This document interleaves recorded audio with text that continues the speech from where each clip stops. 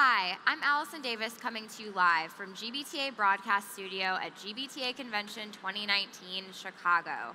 I am here at McCormick Place this afternoon with Mr. Paul Tilstone of Festive Road. Paul, it is a pleasure to have you here today. It's a pleasure to be here, Alison. Thank you very much for having us. Thank you for being with us. Paul, you are a man in the know. You know what's going on in the industry. You're on top of all the trends, on the beats. So I want to hear from you. What do you think will be the biggest hype trend in business travel that will actually under-deliver in 2020?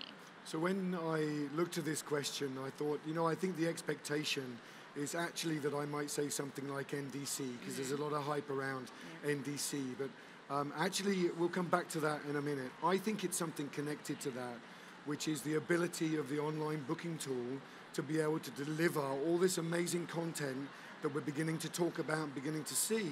Even the new OBTs and the new releases of OBTs, I don't think are anywhere near at the level that they need to be in order to deliver this stuff. So I think there's quite a lot of hype around that area.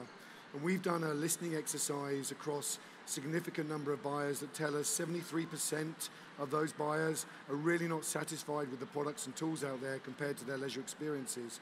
Today we heard Siemens say Q4 this year they're going to get some amazing NDC content through. Those tools have got to deliver.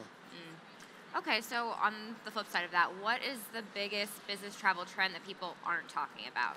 Yeah, so I call it policy polarization. So for me, it's connected again to the tools, and it's connected to all this amazing rich content and the change in distribution, is that I think policies need to go one way or another.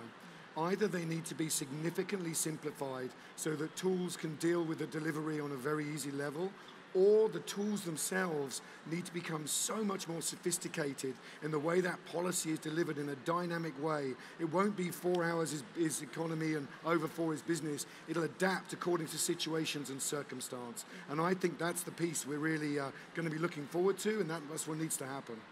When do you think we get there? Oh, I think that's a way off, isn't it? But who knows? Hey, that's AI and that's the tech guys. It's not my responsibility. Absolutely. So you just touched on NDC. Yeah. I want to get into that a little bit more. What do travel buyers fear about NDC? We hear a lot of discussion about it, and a lot of it is a little anxious. Yeah.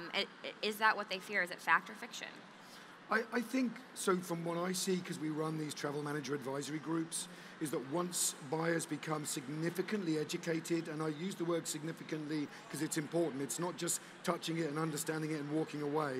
Once you understand the true depth of the distribution changes in NDC, I think they feel really empowered, and I don't think there's a dramatic fear there. There's some pieces like, how are you going to benchmark the value of the fare you've got when there aren't filed fares to compare them against, lowest logical fare, for example.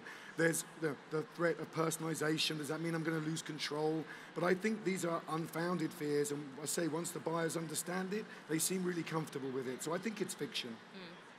So staying on that topic of distribution, how long do you think it will take for travel distribution to be seen as a meaningful change to the average consumer?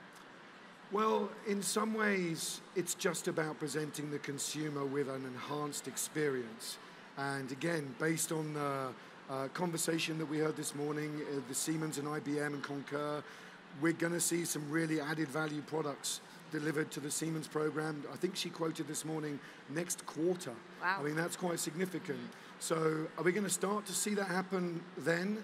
And I think over the next 12 to 24 months, we're going to see quite a seismic shift in the experience that the consumer begins to experience. But ultimately, it depends on the providers on this floor. If they've got the will, if they've got the skill, and they've got the bill, the money to be able to deliver this stuff, well, then that's going to be fantastic. And if they don't invest, or they haven't got the capability, well, then the client won't see the end product. So they better get to it, huh? They better get to it, exactly. Well, Paul, thank you so much again for joining us today. We so appreciate it. It's a pleasure to have you. Pleasure to have Festive Road here, as always. Likewise, thank you. Once again, I'm Allison Davis coming to you live from GBTA Broadcast Studio in Chicago.